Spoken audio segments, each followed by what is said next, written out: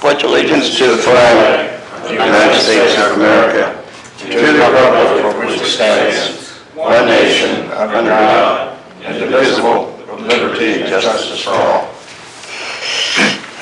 God, I sounded politically correct there for a second. Roll call. Commissioner Dixon. Here. Commissioner Hellman. Commissioner Benjamin. Here. Commissioner Way.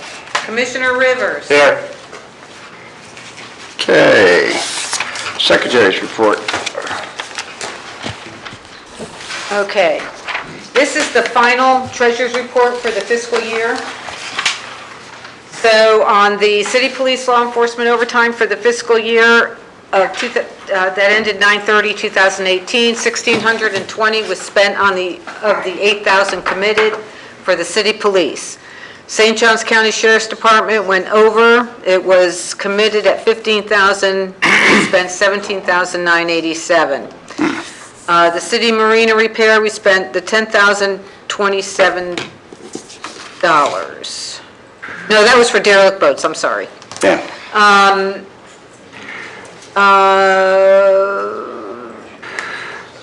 And I think the channel marker repairs were 14,900. The repair of the city marina was 150,000, and we did removal and transport of docks that were damaged from the hurricane was 24,120. Yeah. So that's pretty much what we spent of the committed funds.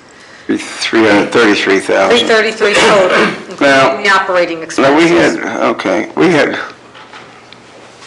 dredging at 200,000. We didn't spend any of that last year. Okay, well, we got the 200,000. I just got a bill for 200,000 for the connectivity, Yeah. so we're going to be paying that. That goes to last year's then, I guess, or is it? Well, it was approved, but I know. it wasn't going to come out until this fiscal year, which is Okay. what we're in now. Okay. In the Florida State Board of Administration, we have $22,291 in the operating account. Now, this was as of September 30th, not as of today. We had $199,000, and which I'm getting ready to take out $200,000 to pay for the connectivity, so I'll be pulling money out of reserves. Okay. And then we still have our regular operating funds that we need to use for day-to-day operations. And in the money market account, we have $1,877,000. In Summer Haven account, the balance I have in there is $321. I just wrote 2 checks, one to Taylor Engineering, I believe it was for $7,000, and one to the United States Department of Agriculture for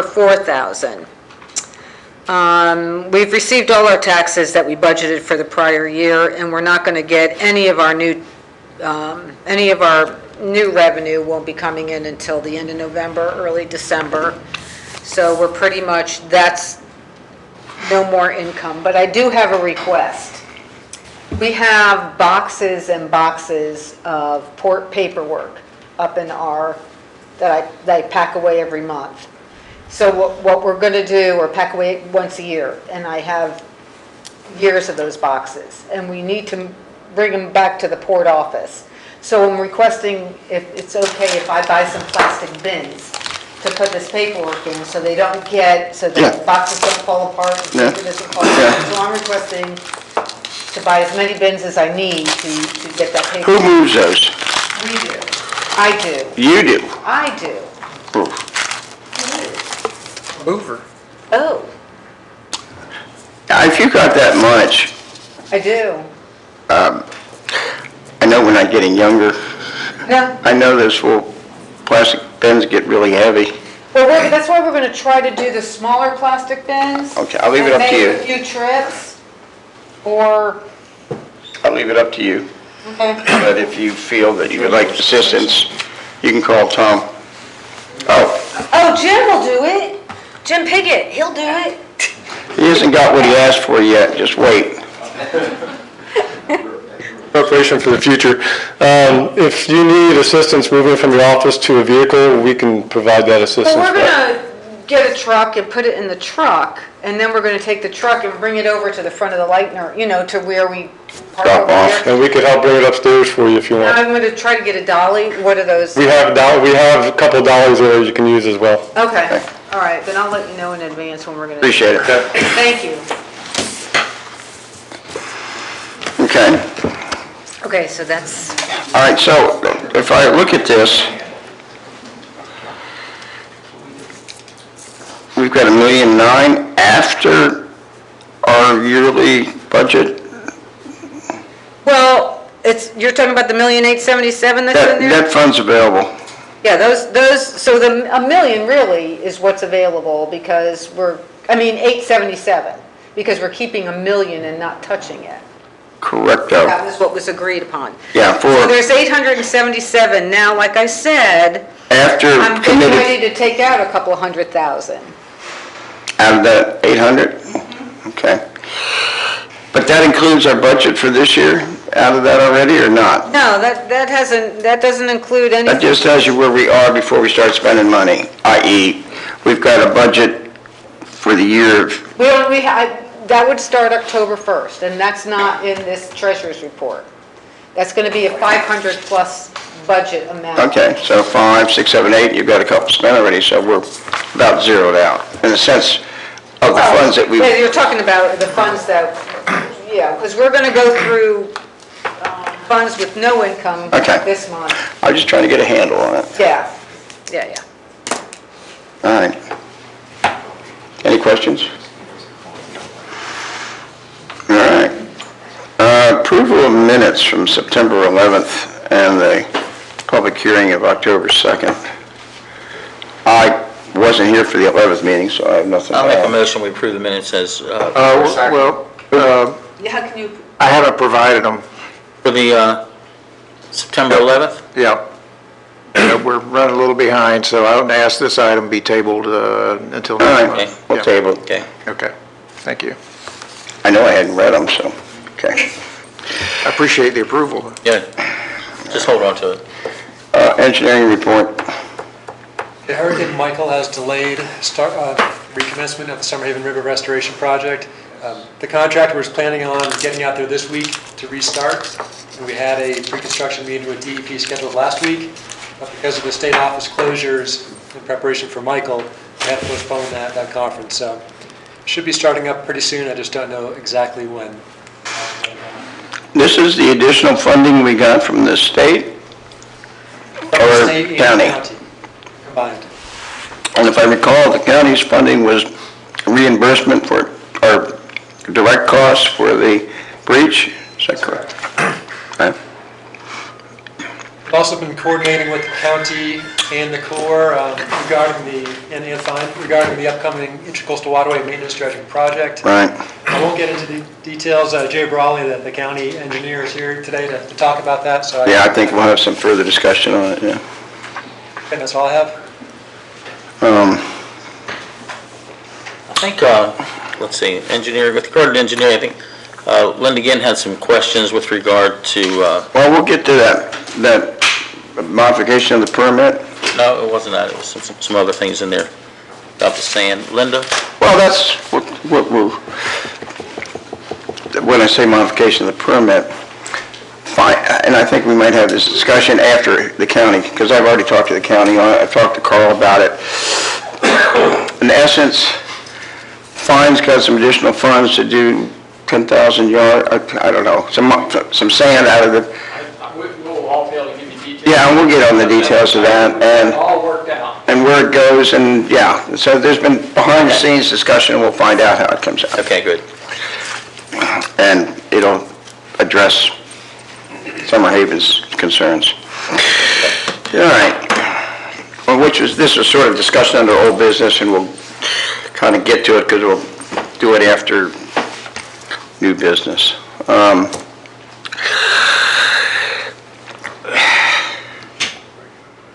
I'm looking at A and B for new business. A is a presentation which from the county, from the Corps, and we have the county here, which is going to be some discussion. It's going to go into Summerhaven and North Beaches. And then the Regatta Lights funding. Since that won't take as long, I might let them go first. Is that all right? Sure. Get it out of the way? That's fine. Unless they want to sit here for the whole meeting. No, it's okay. We're happy to accommodate you. It makes us feel like we have an audience if you stay. We've got an audience. I'm Dan Florian, past Commodore St. Augustine Yacht Club, 442 Ocean Vista Avenue. St. Augustine. This is Jim Gajewski, current Commodore, St. Augustine Yacht Club, same address.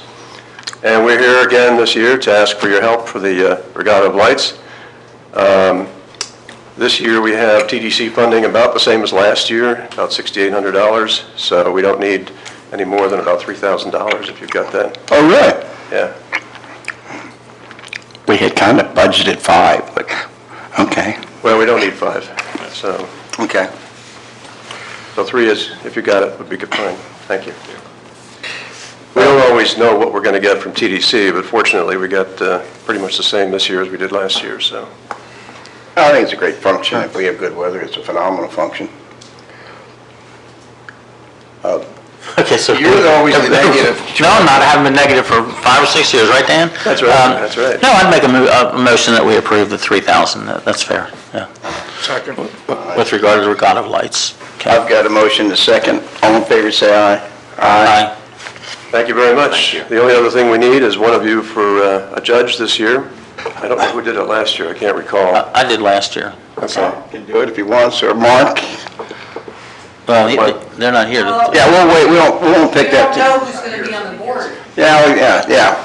Mark and I may not be here next year, see, so this could be it. Well, maybe Tom will do it. I'll do it. I'll do Okay. it. Okay. Put your name down, Tom, thank you. Thank you. Thank you.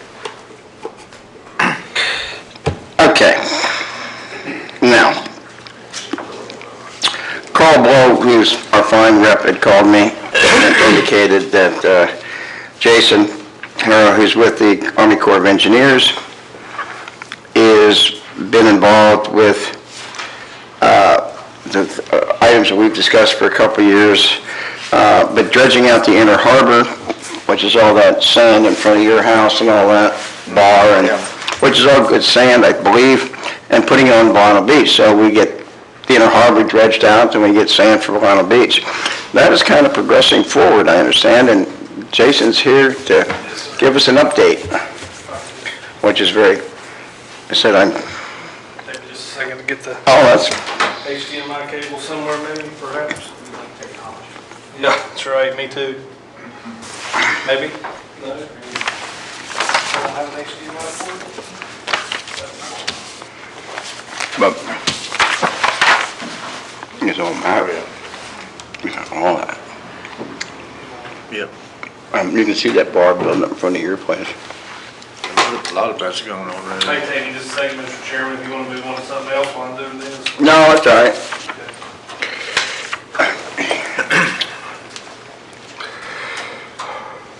Because Carl's got something to say. Oh, Carl's always got something to say. He usually does. Come on, Carl. Help me out. I don't have a plug-in computer.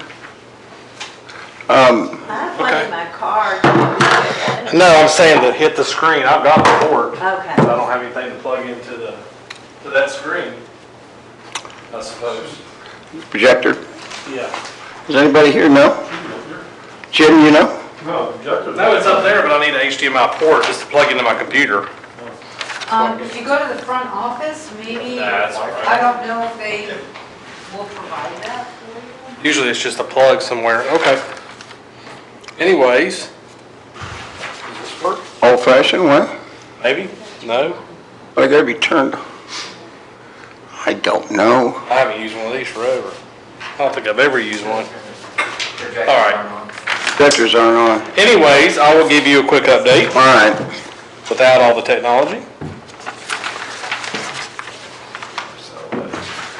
And I'll provide this to you so you guys can see it. Good afternoon, Chairman, Commissioners. Jason Hara, Project Manager from the Army Corps of Engineers. We have right now 5 projects, active projects that we're trying to move forward with in St. Johns County. I'll start with the easy one first, St. Augustine Beach. As you know, we completed renourishment on that a few months ago. So bearing any storms that may come, the next renourishment for that will not occur till 2021, 2022 at the earliest. In the event we would have a major storm, we would come earlier than that. But right now, it's every 5 years, so about 2021, 22. Moving up the coast to the Volcano project, which goes from R monuments R117 to 102 range monuments. That is the St. John's Coastal Storm Risk Management Project, basically Volano and a very small portion of South Ponte Vedra Beach. In the supplemental bill, we received roughly $37 million to move forward with that project. That is the total federal and non-federal share, so the county doesn't have to pay anything up front to move forward with design and construction of that project. However, the non-federal portion has to be paid back over 30 years with interest to Department of Treasury. And the county commission today was discussing that, how they're going to do the payback. They were considering a 1 cent bed tax. They voted 3-2 to move forward with preparing the documentation for the bed tax. However, it's my understanding they need a supermajority to actually pass the bed tax, which is 4-1. They only had 3-2 today. So there may be an issue with that going forward, so we'll just have to see how that works. When would that other vote come? I don't know. I'm not sure. They didn't really put a timeline of when they would have everything prepared. But the good thing is, at the direction of our upper management, we've been told to move forward with the design and permitting without the sponsor per se, in the event that we would get to the point of being ready to advertise a contract, and then if the sponsor decided they did not want to move forward for sure, we would eat that cost for design and permitting and shelf the project. So the county has to make a decision if they want to move forward with the project, or the county commissioners, if they want to move forward with the project, or the $36 million roughly would be reallocated to another Texas, Panama City, Mexico Beach, wherever it may be used. Yeah. The county had two fundings. One was the bed tax, and one was, MSTU? yeah.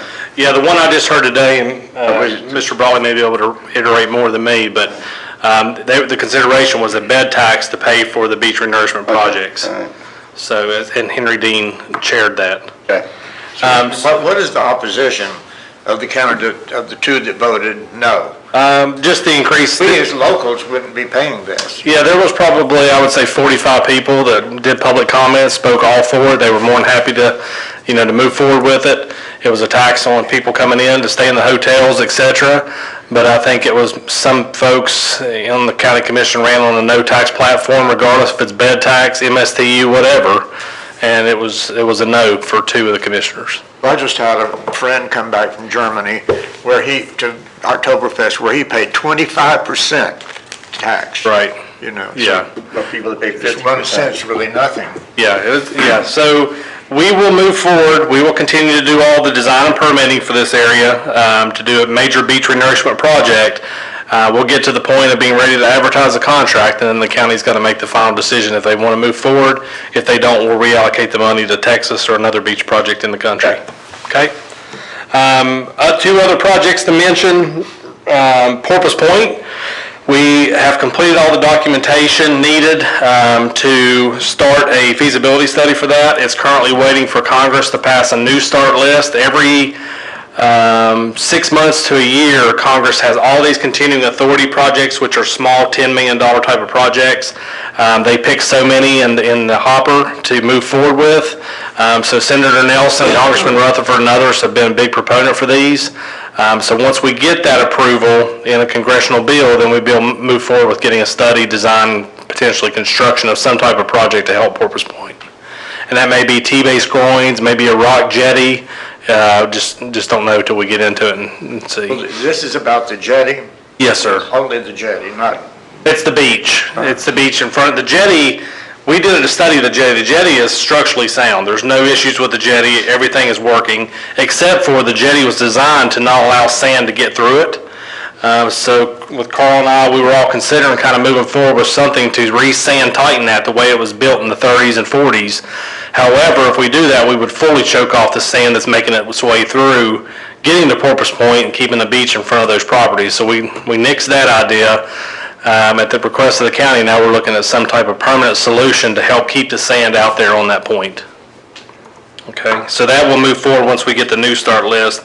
The last project to mention, I have a meeting on Friday at 1 o'clock with the city of St. Augustine. They have requested us to do a back bay sea level rise / protect us from future storms study at the request of the mayor and the city commission. So I'm going at 1 o'clock on Friday to meet with them to move forward with that. The first thing you need is authorization congressional authorization to move forward with the study. We have that. We're able to use a study the authorization we've used for all the other beaches. So the next part is getting the funding to do the study. So we will request that potentially to get the federal share of that in the spring and look at doing some type of major study of how to protect from floodwaters, et cetera, the city of St. Augustine. Enough said. Yes, sir. That's all I have, subject to your questions. Well, you might, when you sit down with the mayor, explain that you control the inlet, water comes north and south from the other inlets, so. Yes. That's correct. Kansas as an example. Yes, sir. Closest, and two, all the rainwater and drainage drains in there too, so I mean, it's gonna rise whether you, anyway. Yes, sir, and it's got to be a really comprehensive study. One other thing I want to mention real quick is on the Volano project, 117 and 102, the preferred borrow source of sand, we need about 1.3 million cubic yards. Yeah. I would love to get that out of the north lobe or the north portion of the flood shoal. That's where I would like to get it from. We've got to do some modeling to make sure and convince everyone we're not going to impact any adjacent shorelines, the fort, et cetera. But our goal is to get as much sand out of that flood shoal as we can for that project. It's just a heads up. Are we still talking about dredging the inner harbor? That is the flood show. That's the flood shoal. The inner harbor? Yes, sir. But I was thinking of north of the inlet, but you're Right- saying inside the inlet. Right near the bridge, sit a little bit south of the bridge, all that Yeah, flood shoal. yeah, exactly. Yes, sir. About 1.3 million yards. That would remove a significant amount of material. Well, we do a lot of things. I'm looking at Yes, sir. a map here. I've just lived here long enough that all this sand on Porpoise Point and it wasn't there 25, 30 years ago. Right. So Okay. that's all I have to say. We'll keep you guys apprised as we move forward with all the projects. So the first project, which is what we were just discussing last, is contingent upon the county. I mean, you're moving forward to it, but to have it done is contingent upon the county's Right. approval of the bed tax. We're going to get it, well, bed tax, whatever, the sponsor has to come up with, they don't have to come up with their money until we complete construction and pay it 30 years back, which is a phenomenal deal. Oh, yeah, it is. And it's unprecedented for the state of Florida to get that type of deal, but the county has reservations about making sure they're fiscally responsible and having a vehicle to pay that back every 30 I years. understand. It's, I said, we helped them get their permits and the rest is up to them. That's right. Yes, sir. But strong community up there. Yep. Will this segue into Summer Haven? Are they a part of the permit change, Carl, or is that just deep? That's a separate I realize that, core project. but if we've covered everything that you want. That's all I have, sir. There's a different project manager that deals with the FIND project, Shirley Okay. Trulock. But we could then segue into the next. Thank you. I appreciate you coming down. Sir, anytime. I thought you were going to tell me you were going to start in a couple months. I would, I'd like to. All right, fully understand too. So anybody asks, I can tell them. That's right, yes, sir. It's not our fault. All right, Carl, I guess you want to give us an update of what Sure. this is. Fine's got got additional funding to take sand out of up here and Summer Haven, or the intercoastal, Yeah, and where they want to dump it.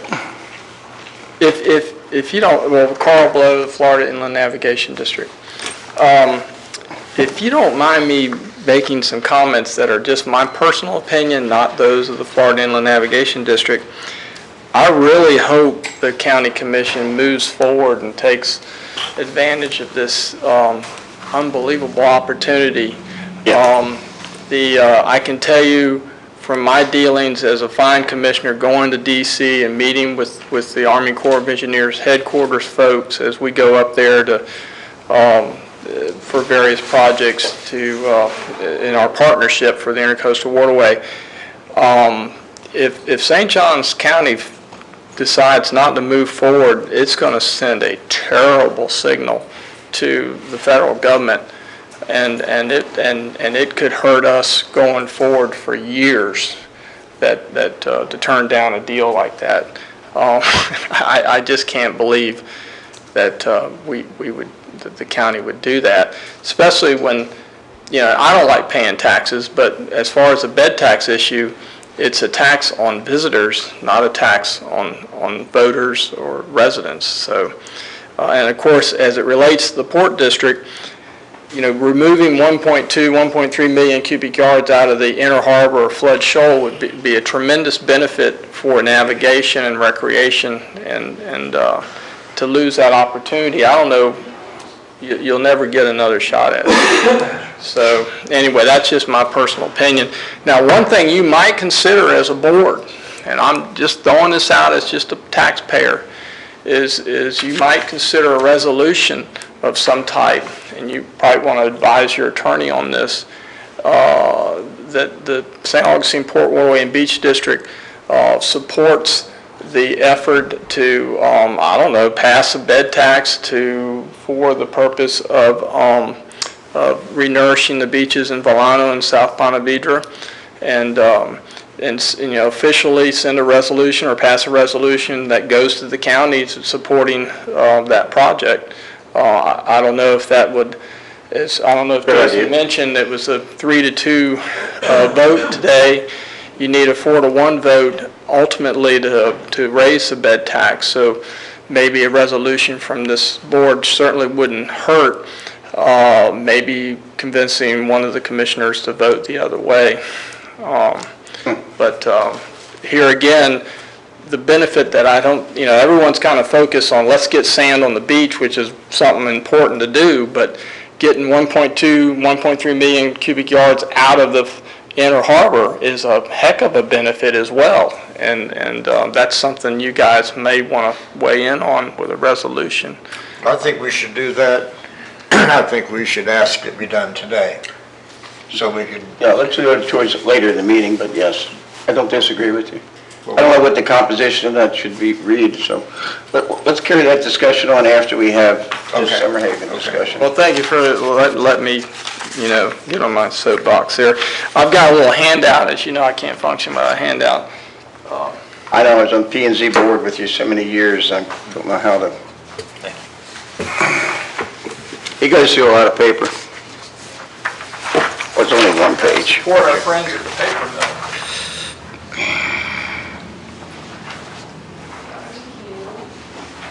True.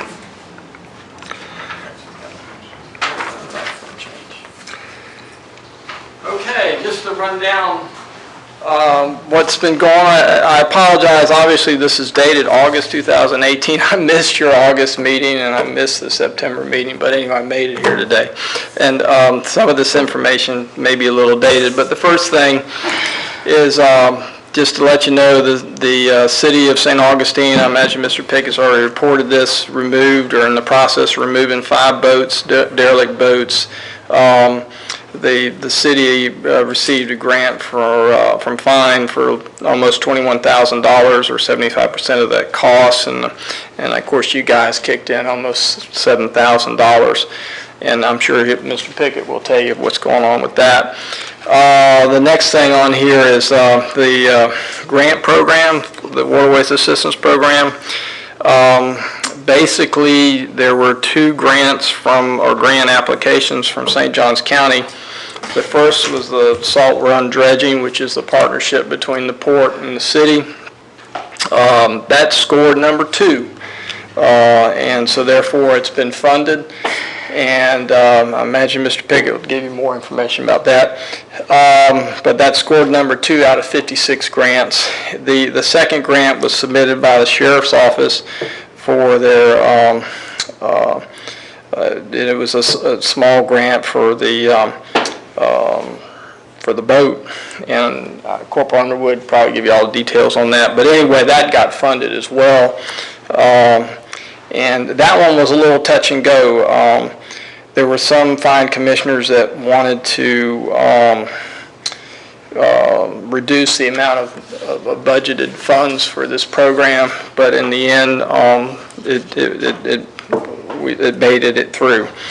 So, and we've already hit on the next thing, is unfortunately the Congress and the Corps and the administration came up with for $7.5 million for hurricane repairs, so to speak, for the intercoastal waterway on the east coast of Florida.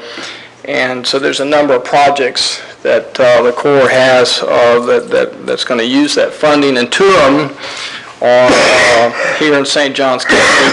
The first is up here at the intercoastal channel at the flood shoal here at the St. Augustine Inlet.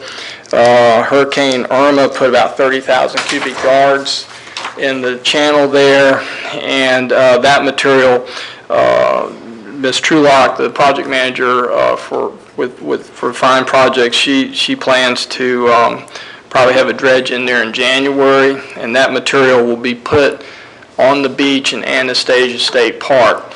There's an area in the park that is suffering some erosion, and they've been asking, they were supposed to get the sand that went to Volano, but anyway, that's where that material's going. And the pipeline, the discharge pipeline, is actually going to run down the beach. It's not going to run down St. Augustine like we normally do, because where this sand's needed is far enough north that we can run the pipe, or the Corps can run the pipe down the beach. So anyway, that's going to happen thereabouts in January, thereabouts. And then the next issue was down in the Matanzas Inlet area in the intercoastal waterway. The storm put about 50,000 cubic yards in the intercoastal channel, and that material is going to be put on the beach there at Summer Haven.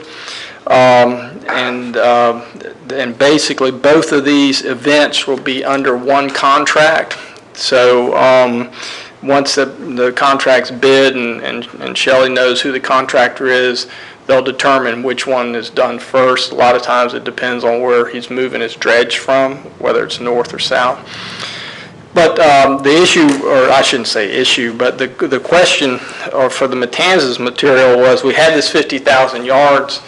The Corps, is always very cooperative with the local stakeholders, and so the question was, well, exactly where you want the 50,000 cubic yards. So, we spoke with the Summer Haven folks, and they had some input on it. St. Johns County, Jay Brawley's here with the county. They had some input, and of course they worked with Taylor on it. And I think we've all sort of came to an agreement, or I should say the local stakeholders. As far as the Corps and Fine's concerned, we will put the sand where it's most needed based on the input from the local stakeholders, as long as it doesn't cost any additional money. So pretty much, the Corps and Fine was open to placing that material anywhere from, I think, 200 R200 down to R208. And that's really from that guy's house there where the jetties stop on the north all the way down to where almost marine land. So, Can I add some history to this? Before, this goes back 10 years plus, before we had that breach that created the issue at Summer Haven, the sand permitting from maintenance dredging of that part of the coastal went on that northern part of the beach, because that's the first part to the road. It's right after where the rocks stop. And when they had the breach, they didn't want to put sand there, so they moved the permitting south. And that's where it's been. Now that Summer Haven's got the river opened up through almost $3.5 million or plus from the state, we wanted to sand more back north. When this issue came up, Carl and I discussed it,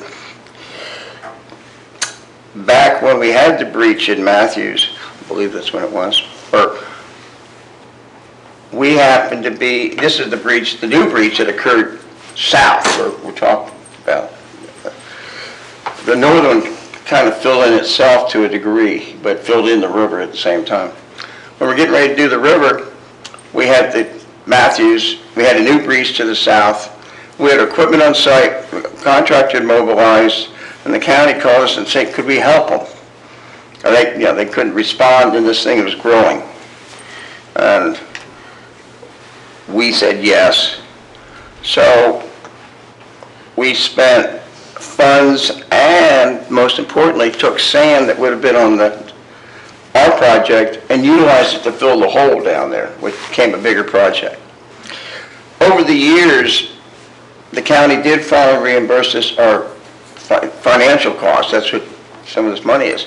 But but we never got the sand back because we're short of sand because it went down there. So my belief is that sand ought to go back up north for paying us back the sand that we gave down, filled their hole with. But anyway, that was what Carl and I discussed, and I gave him my position. Okay, well, I'll tell you what I'm going to do. Unfortunately, I only have one of these, but this is actually a page out of the permit, but it has all the R stations on it. And I'm going to let you guys take a look at it, and then I'm going to turn it over to Jay Brawley. And of course, Ellis and Linda are here. And they, because it was really getting those folks together to decide what's best for Summer Haven. And here again, the Corps and Fine is here to help, and as long as it doesn't cost them more money, and it shouldn't. So you guys know what they're talking about. I'm going to let you look at this, and that shows the R drawing, R stations. Because what I've highlighted here is kind of where I think everyone's decided is the best place for it. That's fine. But I'll turn it over to them. Yeah, well, that's really. And I did forget one thing too. I just signed a check for $164,500 to the county for that new public safety dock out there. So that's going to turn out to be a nice project. Fantastic. And before he gets started, when Carl and I talked, he then went to the Corps or DEP to see about moving the permit, the Corps, and that then opened this up to discussion because it has to be advertised, and here we are. All right, I'm Jay Brawley, I'm the county engineer for St. Johns County. So follow up on Carl's description of what's going on out there, maybe kind of zoom out a little bit and explain there's three things happening out there. There's the project that Mike Trudnick explained that's going to start with Turnbull out there sometime immediate future. The county has a FEMA project down there working with the residents in the homes out there. And there's how what we're talking about today, what Carl just explained, the Corps navigation dredging project. So that's all I was going to speak about today was the Corps project. So how this came about was looking at how the Corps was planning to dredge that sand and put it up in the north part of the Summer Haven River project. We're obviously keeping close track of the beach down there, and in the Matthew Breach area that occurred 2 years ago, that's still a weak spot in that coastal barrier system. So last week, driving through there was overwash at the higher tides. You did have kind of a king tide and wind conditions from the storms out there. That area was still overwashing currently. The area up at the north wasn't overwashing, so we asked the question, where's the best place for that 50,000 yards to go? So the county was not coming asking to put it anywhere in particular. We just said, what's the best thing for the river? So we work with Taylor Engineering. We also have Applied Technology and Management on staff with the county. So between two of the best coastal engineers that we can all lay our hands on, ask them to talk and look and say, where should this go? And their consensus was the Summer Haven Breach area is the weakest spot, and if we're going to protect the river from overwashes and future breaches, that small amount of sand is, in their opinion, a good place to put it. Okay. Yeah, it sounds like everybody's in agreement with that then. So immediately, obviously, we have all the stakeholders, reaching out to Elazar and Linda again, talking to Shelley at the Corps, talking to Carl, Jerry called you. So everybody seems to be in agreement. There doesn't seem to be any negative side to it as far as modifying the permit and having the sand allowed in the future to go from 200 to 208 or 209 or whatever the engineers say is the best thing to do. Makes sense. I mean, it opens up options in the future. And this is a Corps-funded project ready to occur. We're just taking advantage of where's the best place to put it. It's going over. That's pretty much it. So there didn't seem to be a downside to any part of it. Now, I said years ago, we moved the permit south. I still want to get the permit open on the north so that it's available for future. And we're not, and that has nothing to do with the core project. I mean. No, I know, I know that. No, it has nothing to do with this project. Right. It's, as I said, Right here. our position, or my position, because I don't speak for the board, as I'm supportive of whatever the residents of Summer Haven want, since we're the sponsors. But, so if you guys are in agreement, that's good. But this all started because we had moved the location of the permit south, and I'd like to get it back up north, so 5 years from now, or whatever it's available when we need I it. think what would be, helpful is perhaps the port could either send an email or a letter to the Corps saying you'd like the Corps to have the ability to place sand either from 200 to It's 208. 200 to 208? Yeah, in other words, that That's the whole, whole strip. yeah, Okay. The whole beach, the whole beach. I Yeah. would ask Taylor or somebody to double check those numbers, make sure what you're asking for is what you want. Linda Ginn, Friends of the Summer Haven River. Yeah, we are in agreement that we want to do what the engineers say best helps the river. And the only concern that we have had, and I've talked to Carl a little bit about it today, was when they were going to place the sand at the north end of the river in front of our current project, the Corps was going to do a modification because, as Jerry said, it was taken out in 2008. And we want to be sure that if the sand is getting placed at the south end, which is fine, that they don't stop that process. We want to be able to put sand where it's most needed anywhere along the river. And it goes from 200 to 208. That's correct. Which is 8,200 feet. Yeah, but it currently is not that the Corps cannot place sand from R2 200 to 204. Yes. Is that right? It's 04, I think right? that's probably about right. Right now, it's 204 to 208. Yeah, well, that's, But so where you they cut it in half. Where you can't place it currently In the is north half. R200 to R204, and they are in the process of approving and getting that engineered and permitted. And we don't want them to stop getting that engineered and permitted, that area. What I'm saying. Because we're moving the sand. So I just, yeah, That's what I'm saying, okay. which will work with Carl, State, I guess, our engineers, so we'll do that. Okay. It's a little bit like we were able to initiate and get the permits for Valona Beach, so now that when things come up, there is a permit that just needs to be modified occasionally, but it's standing, which took a while to get. I'm Alex Zara, Friends of the Summer Haven River. I think there might be three parts to this presentation, and we've heard two. One is the removal of the sand from the intercoastal and where to place it on the beach. The second one is Turnbull starting soon and finishing the ports project.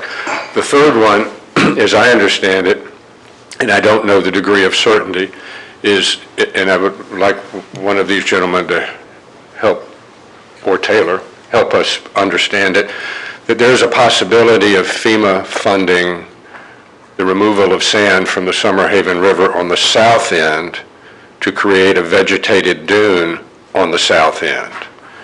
We would be very supportive of that, because when the port project is finished, which Turnbull will start this month. I hadn't heard that. Well, I don't think I'm speaking out of turn, and I think you should know about it if, and to whatever degree there's any certainty. Because when the port project is finished in the current permitted area, it'll be as designed, but it only addresses 75% of the river, because that was all that was endangered in 2008. Right. Then came Matthew, then came Irma, and we have a South River problem. Correct.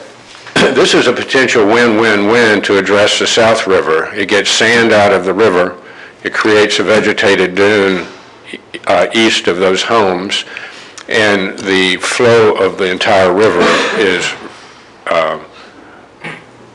reestablished. So I don't know who might follow me, but I appreciate it.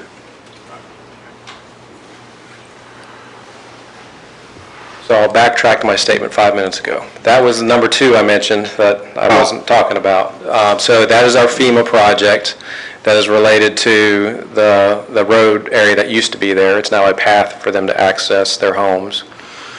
FEMA is not going to help us with access for those residents, but they will fund a vegetated dune in that area to protect the access that the homes are using. So in order for us to do that project, it's exactly as Ella said, it's a double header. If we need sand to build that dune, we got all that sand in the river, why not? So our obstacle is going to be permitting and environmental, but that is our cheapest, fastest, best location as a borrow source. Is this something similar to what, I don't know who did it, but there was, with the water over A1A, just right next to Greenland, that big dune they put in there? Yeah. The DOT did that one, which is a huge surprise and great for yeah, so it's going to be similar, like an extension of that, is what we're saying? I don't think we'll get as tall as that, but we would try to tie into that. And so you'd have a dune from Marineland North, and then our project will just past the last 17th house, basically where the paved area used to be, we'll start to taper off north after that point. Okay. And we're asking FEMA for 75% of that funding. The county will fund the other, will fund 12.5, state 12.5. Okay. But that's the logical borrow source, so we're hoping that we can make that happen quickly. Yes. Okay. Agree. That answered your questions on that? Yes. Good idea. As always, beach projects or renourishment projects, it all comes down to funding, and the fundings are usually big numbers. That's why this proposition made to the county is, i.e. we'll fund it, you pay us over a long 30 years is a good deal. Any other questions on the board? Come on. Yes, I was going to ask you, I was going to say in public too. I emailed you each 3 documents today, and what they are is there's a summary that discusses what Jay just talked about. Okay. And the second one is we had Turnbull come up with a matrix that showed how much savings it would be for the county to use Turnbull before they demobilize, as well as how much they'd save taking the sand out of the river as opposed to trucking it in.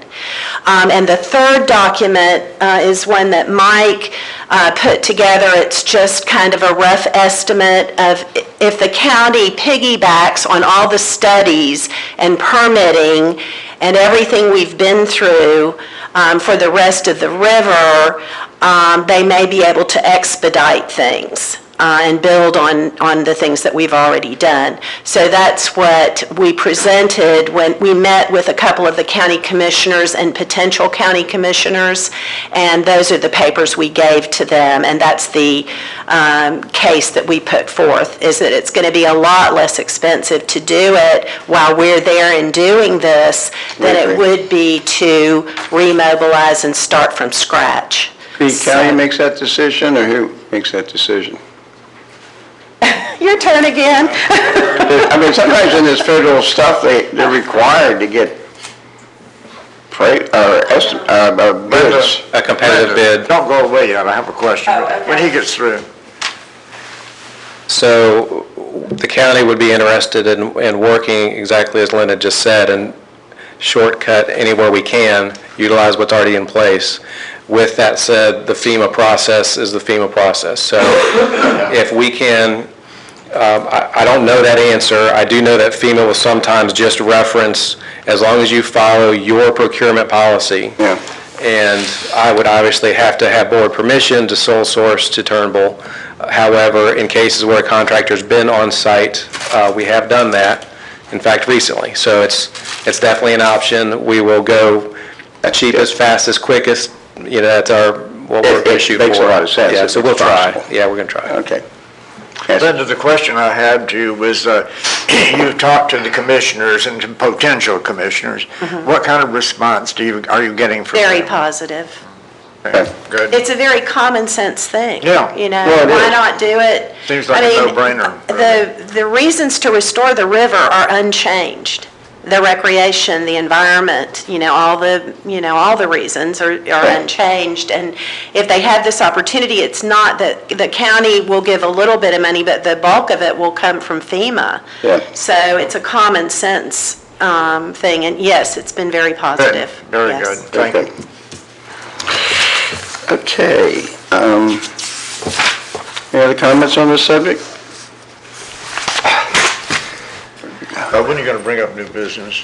Well, we kind of skipped over new business. Let's go back to new business. Well, that is a new business. Now, you want old business, we skipped over that. I will act on that All right. resolution Thank you. to support, for our board to support the 1 penny bed tax Yeah. to renourish The 1%, North yeah. Beaches. And I make that in the form of a motion. I'll second it. We can vote on it, and then, will you sit down with our attorney to draft that letter, though? Yeah, we can draft. You want a letter or a resolution? Well, we'll pass a resolution, which I'll call for the vote now. Okay. All in favor, say aye. Aye. All right, so we passed a resolution. We got to kind of put that resolution and inform the county that we passed the resolution, I guess, is. Yeah. I can draft a resolution and have you sign it, and then we can send it to the county. Okay, let's make sure that all the commissioners get a copy. Okay. Oh, it will. I agree with that. We spent a lot of time with, there's probably 10 years now, dealing with a lot of people just getting the permitting and their concerns long before the first hurricane. All right. Government representatives. Mr. Pickett, you want to go first? Commissioners, Jim Piggott, City of St. Augustine. I do have a laundry list today, but I'll give you the big one up front. I was brought up in your treasurer's report, and I think Commissioner Dixon brought this up at the last budget meeting you had. The court was kind enough to convert that money that was agreed to for a police boat and a kayak launch, $60,000, $90,000, to give that to the city so we can get our fuel docks up and operational after Irma. And we greatly appreciate that. During the budget, our budget cycle, we were looking at trying to pick one or the other for us to fund, and we decided that we're going to look at the end of the year if we have enough money for the kayak launch. If we don't, we're just probably going to scrap that project. And we said we'll come back to you if you'd be so kind to rethink about giving us another 60 for the police boat. The police boat that we currently have is 8 years old this year. We would probably get it towards the end of this year. We have the fine grant already approved. We don't anticipate the boat being more than $120,000, but even if it is, your max would be 60. If it was $100,000, your max, you'd only pay $50,000. So that's our first request to y'all is another $60,000, and if you agree to it, then I will do up the paperwork and bring it to you for your approval at the next port meeting, and then we'll have to approve it at the commission level as well. And I just want to remind you too that we will be, and we mentioned this before, for our regular fine grant applications, we'll be asking for another $50,000 for dredging. That's our request this year for. And that'll be a year from now. This for Salt Run or the other river? This is Salt Run. Okay. And let me I'll continue the dredging later. Yeah, let's stick with it. All right, so city's asking us to go back and reappropriate $60,000 towards your police boat. That's a lot of money when you figure it's going to be another 50, that's $110,000. Well, no, the 50 that he's talking about, That's dredging. but now that's That won't be spent for 2 fiscal years. They got to go through Okay. fine grant, it'll be Okay. next budget year, Okay, so 60 grand, just 60 grand. just? Well, it is, but we've got $1 million, well, we are. No, we only have about 600,000, not even that much, I really. understand that. So we're running a little on the lower side, and that's all the money we got right now. I understand. So, But go ahead. You're not supportive of it, it sounds like. not yet, you need a little bit more time. And Did So we we just have gave, you know, any advance notice of this at all? well, two things. We had funded it a couple of years ago, then we switched the funding to the, and so forth.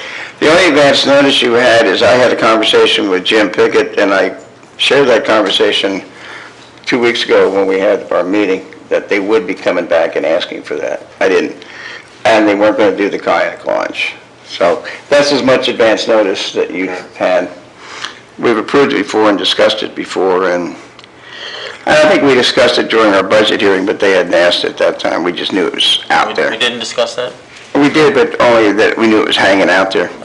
We were still looking at our budget to see if we could make it possible, and we decided to take the 90,000 if we could find the funds. And, Yeah. as your position has been, we don't have any staff, we don't have any police power, we have it, but we don't utilize it because we don't have, and we utilize the city's facilities and city staff for an extension of our authority, so, and managing the waterway, so.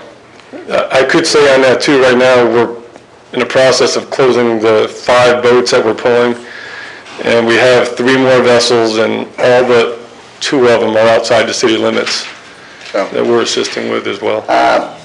So I'm supportive of it only in what it is as a. I'm supportive of it, but I just don't think we have the extra money right now. It's just, we're a little low on funds.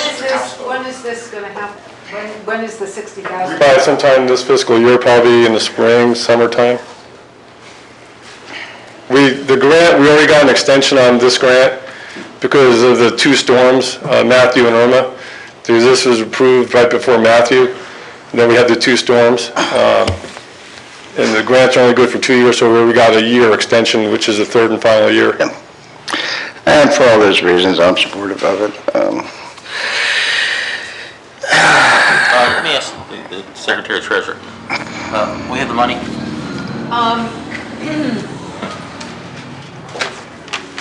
By that time, yeah, well, okay, so we're giving them this year 200,000 for, this is, I don't have the budget in front of me for what we budgeted for next fiscal year, for this fiscal year right now, what we were planning on spending. Are we doing 50,000 for dredging We're asking for that for this year? for this year? No, that's a request being made, it won't be funded. For 2? We are dredging this springtime, Okay. which is 2 grant cycles, so that's 100,000. That we're paying for. Right, and the fine, we'll be paying 300,000. Okay, I don't care about them. So we're gonna be paying, I'm sorry. This is, so it's 100,000 coming from the port Correct, for this fiscal year? yes. And then you just gave me a bill for 200,000 for the connectivity that we had approved. So that's 300,000 of the 500,000 that we're gonna get. Okay. That's what I'm just. But the 50,000 he's talking about is another year and a half away. But there was 2 grant cycles for dredging that was done last year and the year before, which had been approved. Oh, okay. And we're combining those to do Saw Run, which we have done the last 4 years. We get every 2 years, we get the biggest bang for the buck. So what I'm saying is 300,000 will be spent in this fiscal year of the 500 that we're getting from taxes. You say this fiscal year, This now, this. beginning of from now October until 1st. September. FY 18, 19. to 19, yeah. And then we're asking for another 60,000, correct? So 360,000. I think it's a little too much, Jim. But let's see what the other guys say. Let me just put my input in here. What I really, as a board member here, I'd like to vote on something I really know something about. So I'd really like to have had this with a piece of paper where I could see, sort of a picture drawn out exactly what you're asking for. And is it possible we could wait and vote on this next meeting? We could. What happens when you assume, which I did. Since this was approved one time, I brought all that paperwork. We still haven't selected a boat. We know what our limit is, but it's going to be a vessel that's going to be less than $120,000. The current vessel we have now, it's been in the shop more than it's out, which is why we only had $1,600, and I think half of that on overtime. I think half of that's been fire department, because our police department hasn't had the opportunity yet to get someone in the water full-time. We do have a full-time marine officer at this time. We just don't have the vessel to keep him occupied or her occupied.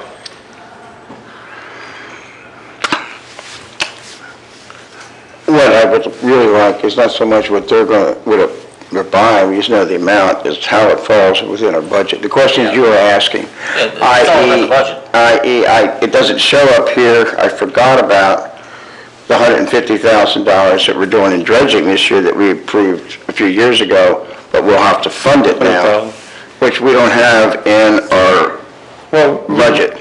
We could also wait until August, September timeframe, if that helps. I mean, maybe have more tax money. Well, it puts it into, By September, there won't be any tax. it puts us into by that time. But we wouldn't, if we ordered the boat, we wouldn't receive it until after October 1st, which would be a new budget year. It'd be in next year's budget. But we'd have to order this year's budget before the grant would fund. Because the money doesn't start coming in until the end of November. That's what I'm saying. And then we use it up by October. Yeah, well, we have reserve funds that we've agreed that as a board, we want to keep it around $1 million. And that's when we have issues at the inlet that we have to get the Army Corps to bring their dredge down, and like we've done a few years back, and that's why we hold it. Anyway. All right. So what I'm hearing is we want to continue this till at least next month and have some more. What I said. Yeah. All right. Yeah, that's fine. Is that fine? What would you like me to bring back? We don't need to vote on it. I'd like to get some further input from our treasurer in the sense that, like, I have, it's not here, I don't know if our treasurer, secretary remembered it, Well, you also but, have to remember, I have to see what anybody else wants, so I know how much we're. well, I mean, we've already committed $150,000 that we don't show anywhere that will come up to be payable this coming year. Sorry, we have, 100,000. it's 100. 100? The 150 was what we were gonna do the prior year, but we gave it to them to fix the marina, the fuel. No, I'm talking about dredging. I'm not talking about the kayak ramp and the boat. I'm just talking about things that are coming up this year. It's connectivity, which I just, and that was approved 4 years ago, I think. No, the 200,000 is another one that it's done, it's ready to be But every paid. year when the budget is done, the budget is done, so now we have to go into the reserves to take the 200,000 out. So, because we approved it in 1 year, and then, so now we're going to go into the reserves and take the 200,000 out, because we don't have 200,000 sitting in our operating account. So I have to take that 200,000 out of the reserve account. Yeah, no, I understand. Yeah. So that's how that's working, and then there's another 150 for the 100. 100 for the dredging. Right, 100, yeah. So that's the 300,000. Okay, you're saying, and so another 360, and you're saying we got like 500,000 left, so that only leaves us $140,000? No, well, first of all, we're gonna start getting, well, basically, our budget that we figured, we had, for undefined projects, I think we had like $94,000 or Right. $100,000 of undefined projects. Everything else was given, but I did include the 200,000 for the connectivity, knowing that that was coming up. So, that was part of it. So that was included, and I did the budget. So that shouldn't be coming out of reserves then, because it's already included in It's the out of budget? the reserves, because I don't have the money to cover it. Oh, okay. We already We don't get, get paid, we don't get our income until the trim notices. No, but I didn't know if you said you included that in the budget, I which is coming out did of include reserves. it in the budget for this fiscal year. I put it back in for this fiscal year, knowing, because you said you'll audit the bill. So I did, and I also mentioned that 100,000 for the dredging too. I think I have that in there. Right. I don't have the. I have to pull the budget and look at it. That's why we're gonna continue it for a month, so we can get this stuff straightened out, because make sure everything is covered. Yeah, Jim, what I was talking about was just maybe an email to Elise, who could send it to the 5 of us, of what you're asking for, and just a brief description of exactly what it is. Okay. okay? I would I like to know. understand, but I'd like to see it in writing. Sure, no problem. I would like two things. I would like what you're asking for, but what we've already committed that would be coming due this year. That 200,000 has already been done. We're paying for it now, right? Is that it? And yet we have a new project, another project, which we haven't, which is totals 100 or 150, I'm not sure what number that is, for this coming year. Anyway, I want to get clarified on that, so that's, we don't have to kick this horse anymore. We'll move Okay. on. You're still alive until next month. Don't lie. No, you're still alive. Oh, okay. That's a possibility. Yep. Then a couple other things on my list. Connectivity project, as we mentioned, that's done. I know Jerry Dixon was there and Commissioner Rivers, I believe, was there. Thank you for attending, and I think you saw the project and it turned out really pretty nice. We are currently putting lights on it for the Nights of Light, so that will be another addition to the city. Dredging, as we talked about too, we'll be dredging hopefully this springtime, I'll say. We're going to go out for rebid because it's been like 5 years, 6 years since we bid it out before, and the contract has expired, so hoping we get just as good as a price as we had before for dredging, and we'll be doing salt run again. And we'll be doing the 2 fine grants that were approved, the one just approved and the one last year. So it'll be $400,000 worth of dredging and salt run again. I got a call from a gentleman in St. Augustine Marine. I tried calling back, but according to the note that I have, he was concerned, and maybe Carl remembers, when we dredged that S-turn in the San Sebastian River. There may be, I don't know if he has an issue with that again, but if he does, I'll bring that back to the next meeting. South Marine hauls the boats out. Right. Do derelict boats, do they charge us to haul them out, or they? No. They have a new owner, that's why I'm not sure. Right. I don't know if this is a new owner or not. The next thing is talking about the 5 derelict boats that we originally, I came back here, I guess it was July, asked for around 7,000, as Carl said, is 25% of the 75% match.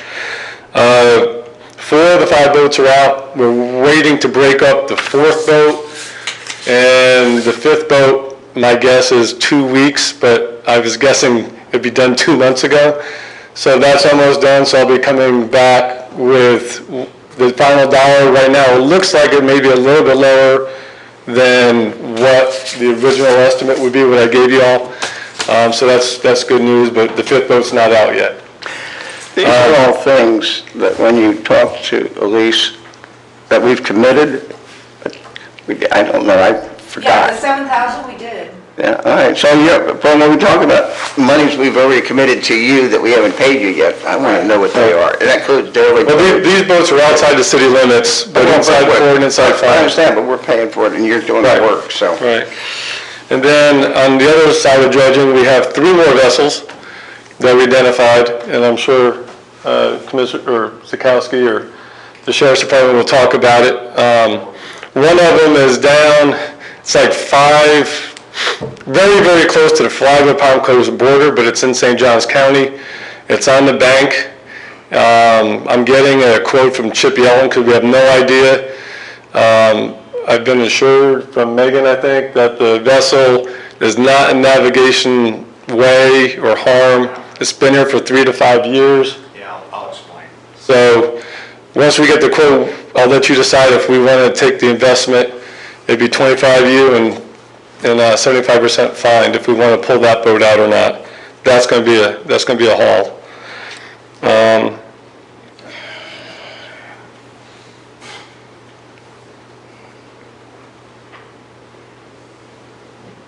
And I think that's about it. Does anybody have any questions? I'll be followed by, who wants to go next? Who wants to go next?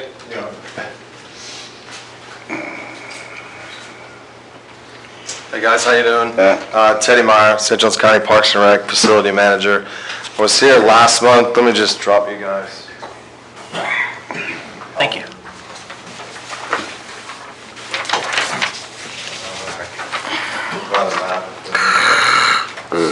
myself and Cindy Lindblad, who's the Beach Services Director, who's in there in the back row. We've identified, we finished the application, and one of the questions was to come back with a more identifiable project, and because it was pretty vague, and while the wording was good and you guys liked the content. So this is a project we identified among the 7 or 8 we're actually looking into. Doug Crane, $100,000 for 2 aluminum gangways and 2 floating docks. The cost estimate is from our county engineer based on the previous project we did this year at Riverdale, which I know is not in the report, but that was around $50,000 for 1 gangway and 1 floating dock. And then $40,000 for Gulfstream design, permitting expansion of the boat ramp facility and expansion of parking. And that also includes improved landscaping and park-like amenities, possibly a pavilion, increased foliage, plants, native, and then some picnic tables and things like that. So the request from our end is we are looking for a match from, we have FEDBIP estimated for 70 grand and are looking to request 70,000 from the Port Waterway for that project. And then options for funding allocate before the project begins and or reimburse post-construction. So, well, you heard the discussions on the board. This is for this coming year? I mean, is this to back up the grant? Is this going to be a fine application, and if we get it, we need to come up with the money, or is this like, I've never heard about this. yeah, okay, so, I don't know, that's what I'm saying is, So this is us using, we have $142,000. this is the county's money and then, Yeah, okay. yeah, So fine's not involved in it. yeah, no.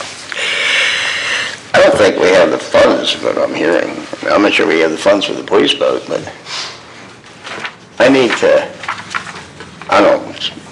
Can I ask a question?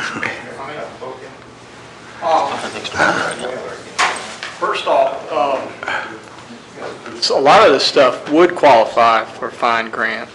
But my question is, in my discussions with Will Smith, the county was going to come in for a grant application for a new boat ramp under the Palm Valley Bridge on the west side. Can you shed any light on that? Because that would have been that was kind of a high priority. So, as far as Palm Valley West goes, I mean, I can't necessarily speak to that. I know one of our priorities, you guys may or may not know, Will Smith is on administrative leave right now, so I can't really address his situation and what happened in the past. But I can say that, like Palmetto, Volano, Doug Crane, for example, are active projects with design companies and things like that that we're trying to alleviate before we go and add existing. There's been talk about 206 access, there's been talk about access at 312, but the issue becomes, I think, on our end, looking to improve the ramps we have right now before building new ones. But that is definitely a project that's out there. Well, personally, I can make a suggestion. I think, there apparently has been a change in administration, and as far as fines concerned, I'd like to follow up with some commissioners and find out what the priorities are, because at one time the priority was to, now I know this is outside your district, a new ramp up there at Palm Valley, but it sounds like there may be a priority shift. The reason I'm standing up here is I want to make sure that the deadline for fine grants, as you guys know, is April 1st. Yeah. And I want to make damn sure that we've got something in the hopper from St. Johns County so that we don't lose that opportunity. Because that's, my impression was that was what the county was doing. That was a priority up there at Nocatee. And so if it isn't a priority, I just want to make sure that, that we don't miss out on that that fine opportunity when the deadline comes. But anyway, thanks. well, as I said, we went through, set up our budget for next year, and which we have to do that based on the amount of money we make. We only get in a little over 400,000 a year. And we have to set the budget up and approve it, which we've done already for this coming year. And this, we hadn't heard of, and it's not included in the budget. Outside of that, it comes out of reserve, and we've given out so much money in the last few years, plus the hurricanes, things we've submitted, that internally, we've agreed we need to keep $1 million in reserve. It sounds like we have a lot of money, but most of it's been committed. I'm not prepared to vote on this because I don't know where we stand based on the conversation we had for the city's request. And this all comes together in that. So would you rather me come back next month when you have a fiscal idea, or what do you want me to do? Right now, if I had to vote on it, it'd be no, so. Yeah, say no right now. We just don't have the extra money. I don't know where we stand, and I'd like to have the basis for that decision based on conversations with our. Well, I'll give you some kind of spreadsheet before the. Yeah, I said, we need, To show what. I mean, I said, Yeah. we didn't discuss, and when we set up our budget, I don't believe, the funding for the new dredging that we've approved with the city, that we approved, again, under a fine grant a couple years ago, but it carries forward, and it doesn't reflect on anything we've done. Well, there's seems to be some things like that out there that we need to know about before we make any further decisions. I know we're not super flush, per se. So I would say we'll continue it for a month. Tom? I agree. Yeah. Yeah? Yes, I agree. Yeah. All right, sounds good. Thanks, guys, appreciate it. All right. Get it. All right.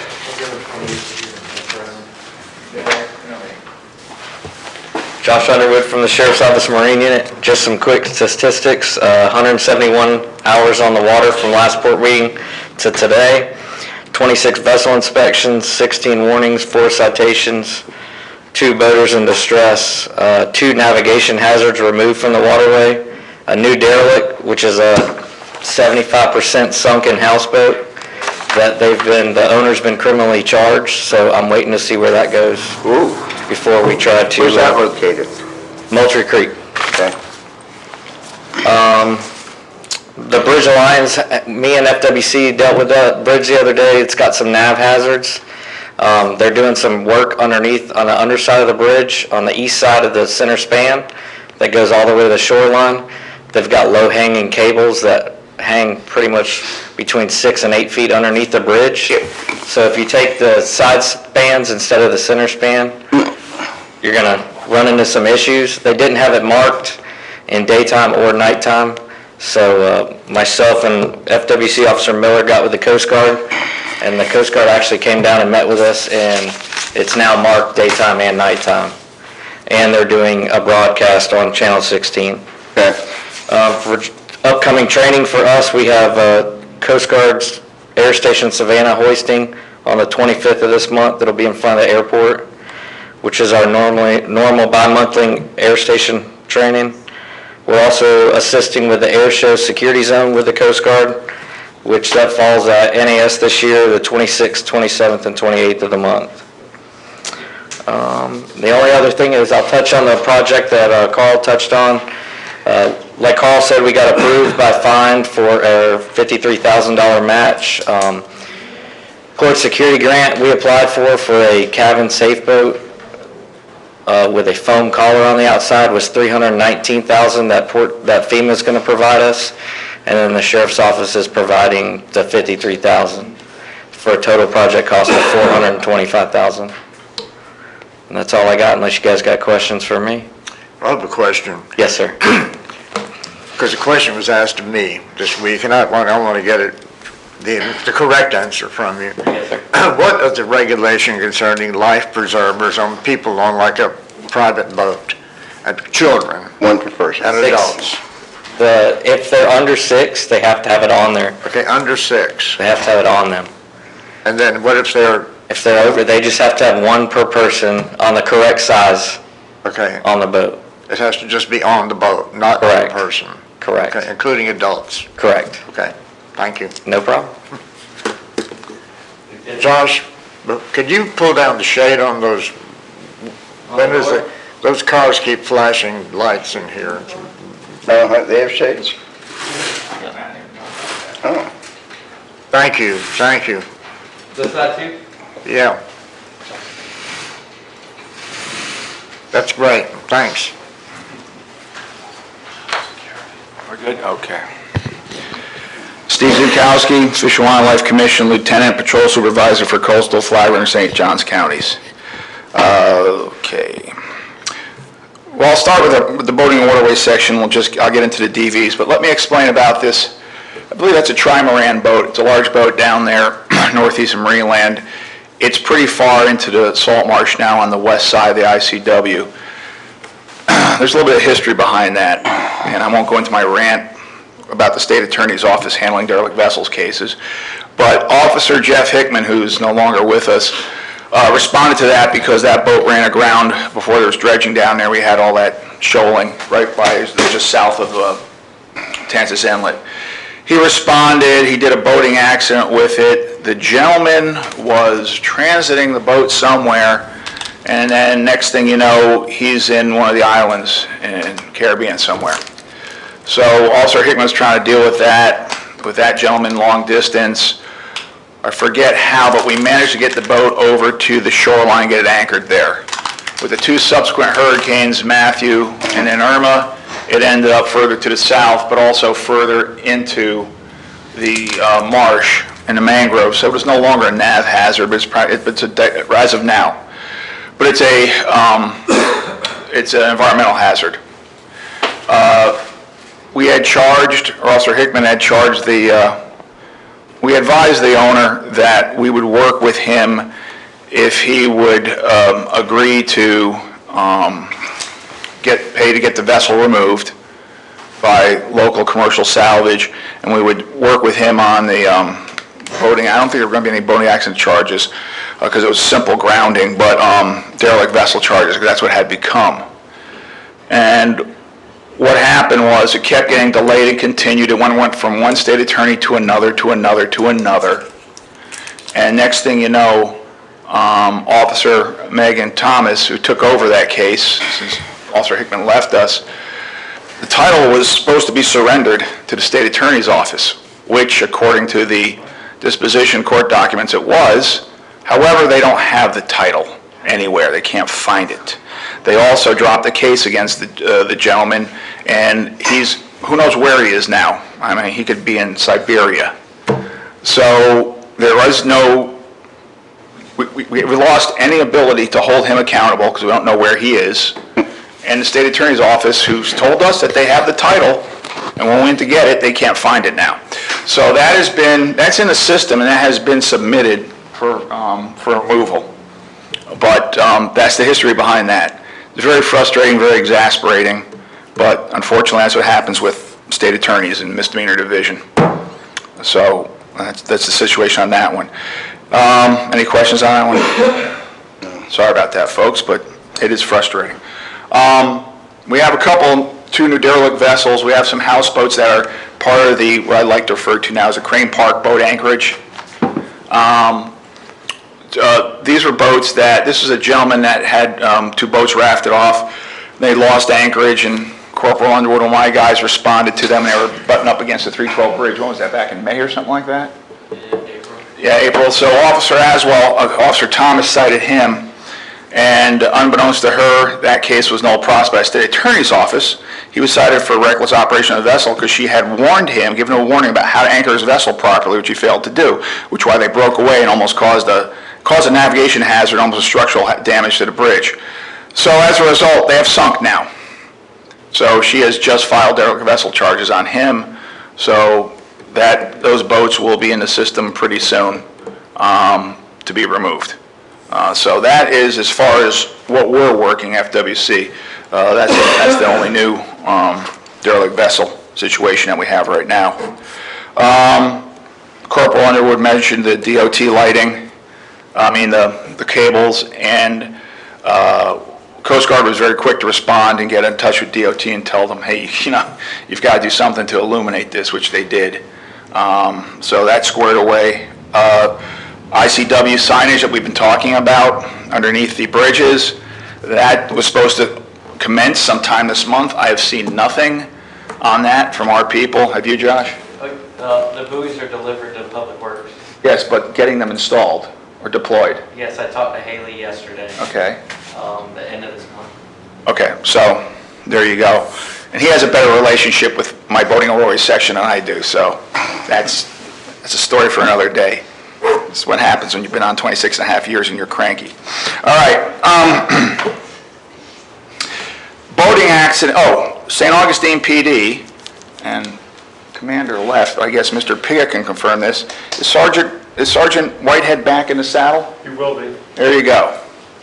So I don't know how they feel about it, but I'm good with that. So Sergeant Jerry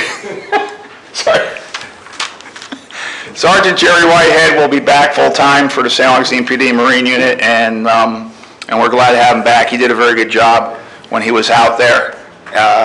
So it's just a matter of getting him the proper boat now. So we'll see what happens. Before Commander Fricke retired, I made some recommendations and gave them some specs on some boats from Brunswick, Boston Whaler down there, what they would look into. So hopefully they'll look into one of those models and they can get it. But I appreciate him being back. And probably some of the road officers do also. So anyway, moving on. Boating accidents. We had a fairly significant one middle of last week. A 71-foot fishing trawler from up north went through the Bridge Alliance southbound around 1:30 in the morning, lost steerage. It had been converted to a recreational vessel, and this is a large steel hull boat. I think it was a long line boat up in up north. And it's got a hailing port of Philadelphia on it. And what happened was there was a gentleman and a crewman who were piloting or ferrying a boat down to Port Canaveral. A new corporation or entity bought it down there.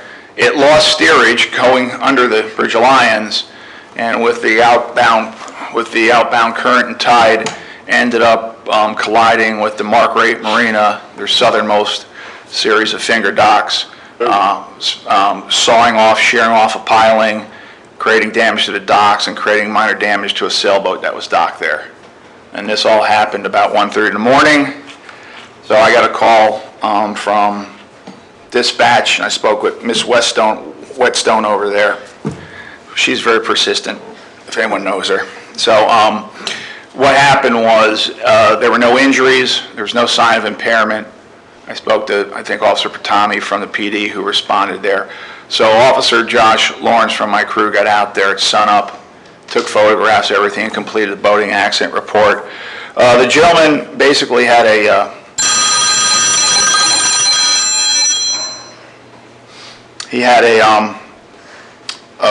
hydraulic system failure, a hose broke, and lost his steering.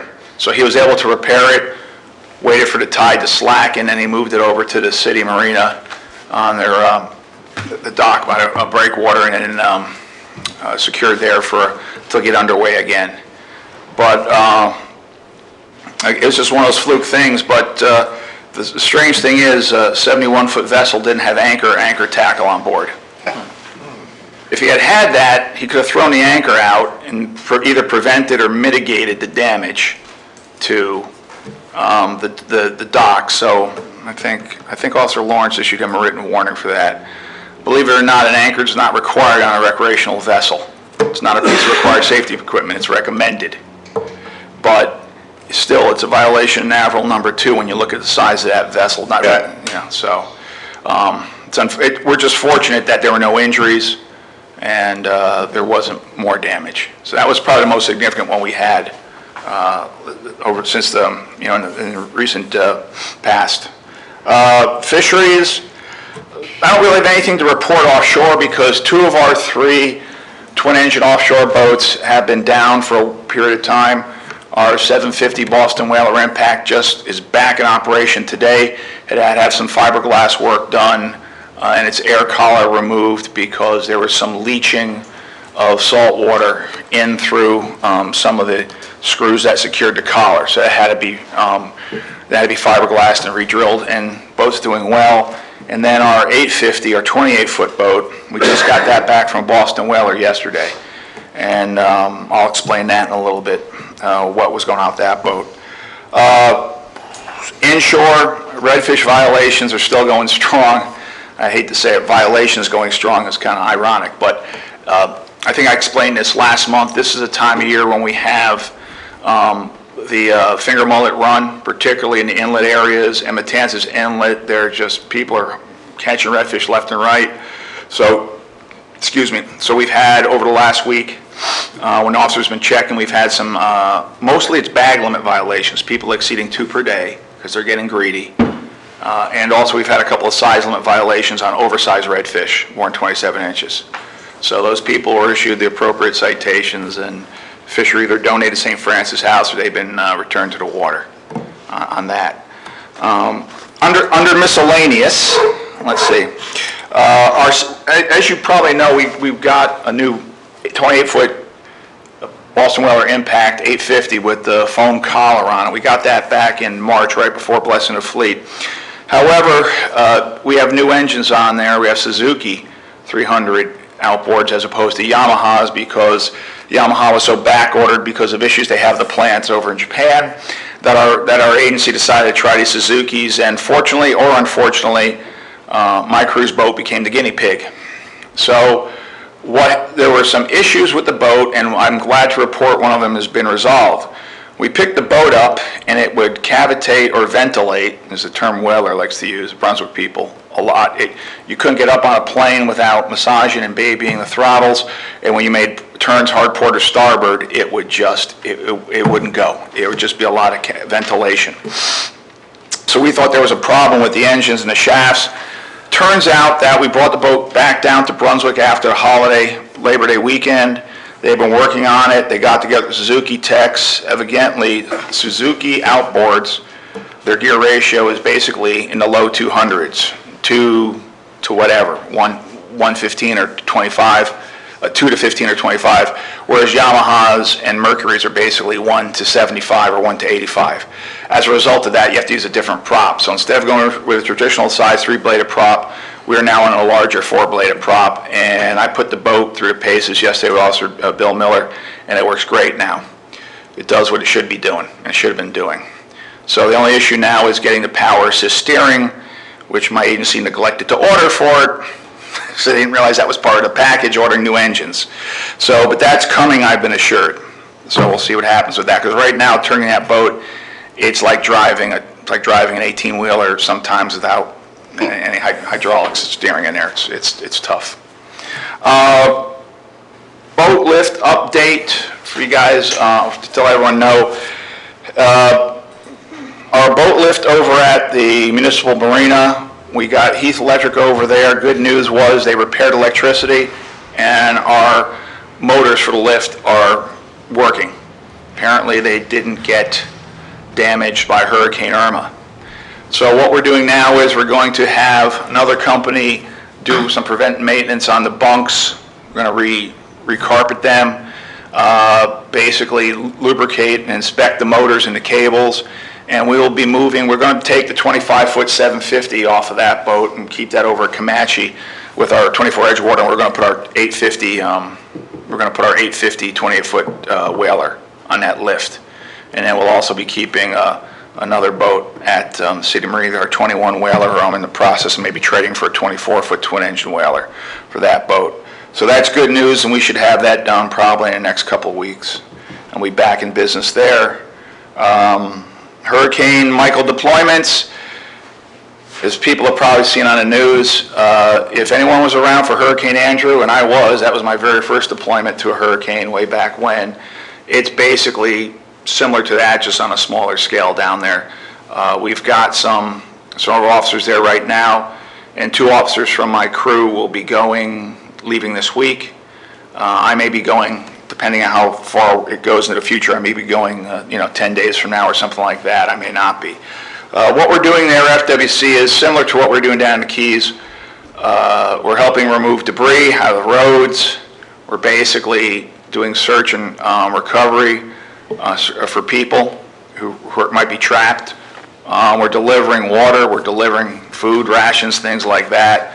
And we're also providing security at several business establishments, because yes, just like up in Wilmington, when Hurricane Florence went through there. Was it Florence? I think it was, yeah. There's looting going on, typical. So it seems like natural disasters seem to bring out the best in all of us. But yeah, there's looting going on, so we're doing a little bit of everything there. We're filling in where we can on that. So just to give you a heads up on that. And that is all I have. So any questions or comments or concerns I can help anyone with? All right, thank you. Appreciate it. Thank you.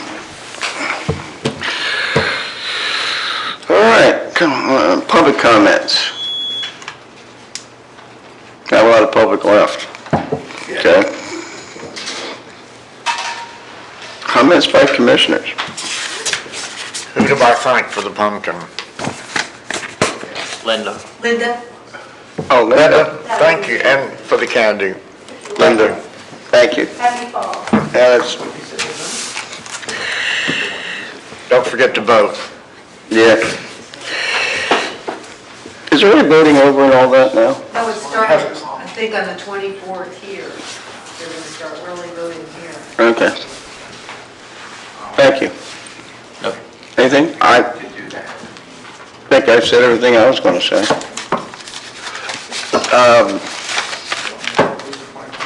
With that, meeting adjourned. The next meeting, You were really good. Oh, she's a good girl. the next meeting, we'll either have Jerry or we won't.